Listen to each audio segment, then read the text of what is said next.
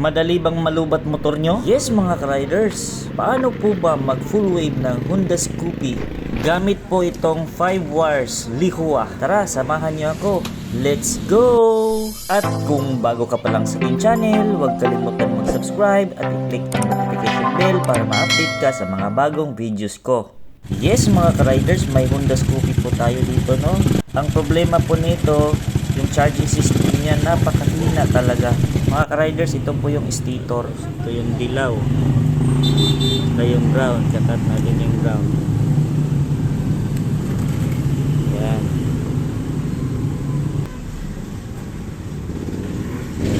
Ito yung dilaw.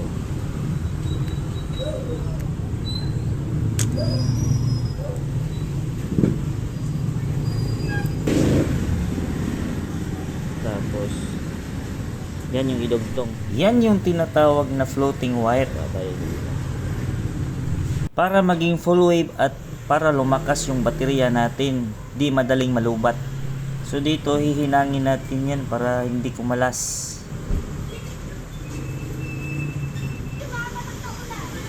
So puntahanin yung dugtong. So mga ka-riders, wala tayong heat tube. So gamit natin electrical tape lang, pero pwede na rin yan. Bablog na doon kaya gabi.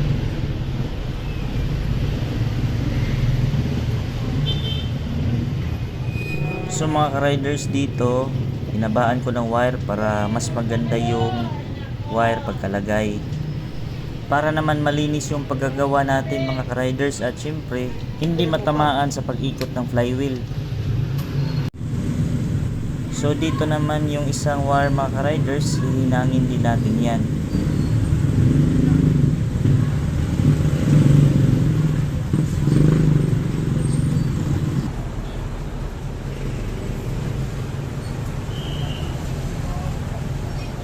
Ito po yung yellow wire mga ka-riders.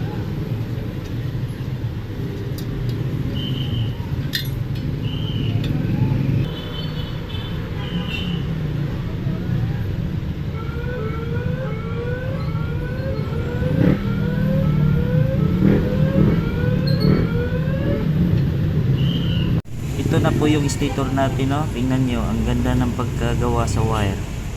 Napakalinis. Sabit na natin yung stator coil. Sabit na rin natin yung flywheel nya.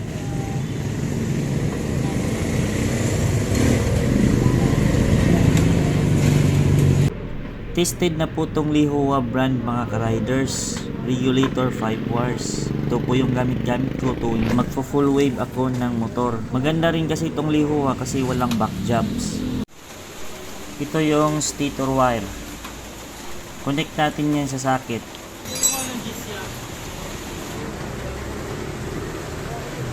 Puputulin natin yung dalawang wire, yellow at saka puti. Kasi idodugtong natin yan mamaya sa bago nating regulator. Gamit po yung test light, lagay natin yung body ground at saka i-check natin yung yellow at saka puti. Kailangan hindi po siya iilaw. Dito naman po tayo sa stator wire, yung pinutol natin kanina. Dito naka-floating wire siya. So dapat umilaw siya talaga. Pag hindi po siya umilaw, mali yung pagka-wiring natin kanina sa stator. Dito puputulin natin yung socket ng bagong regulator natin. So hindi na natin yung kailangan yung socket, no?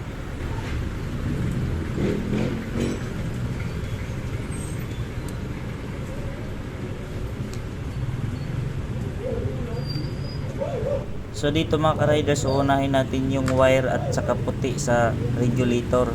Itatap natin yan sa pinutol nating dalawang wire galing sa stator. So white at saka dilaw. So kahit magkabalik-baliktad yan, okay lang. So pwede rin i-color coding gaya ko, yellow to yellow at saka white to white wires.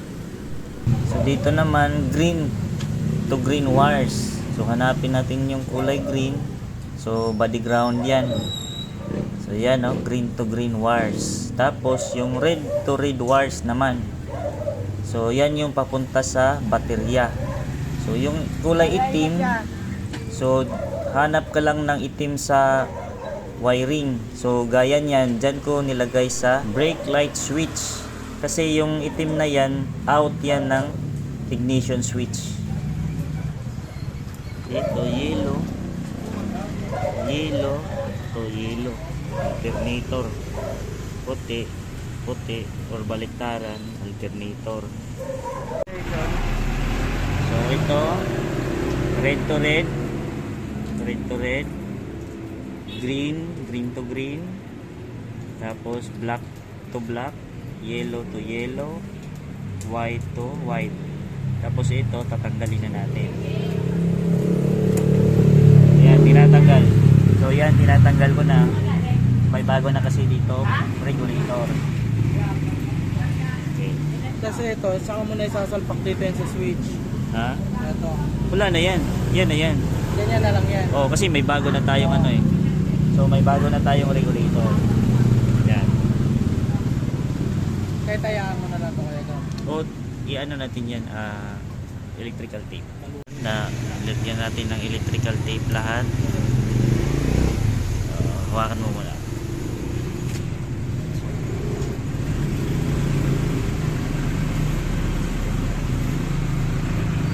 Para iwas sunog. Yan.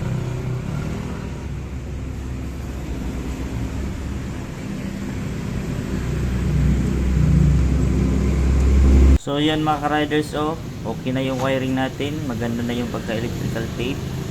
Testing na natin mga ka-riders, paanda rin na natin yung motor.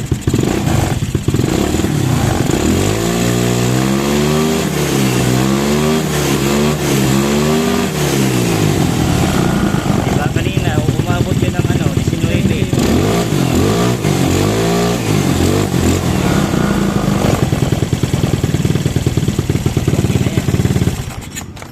Kanina ano?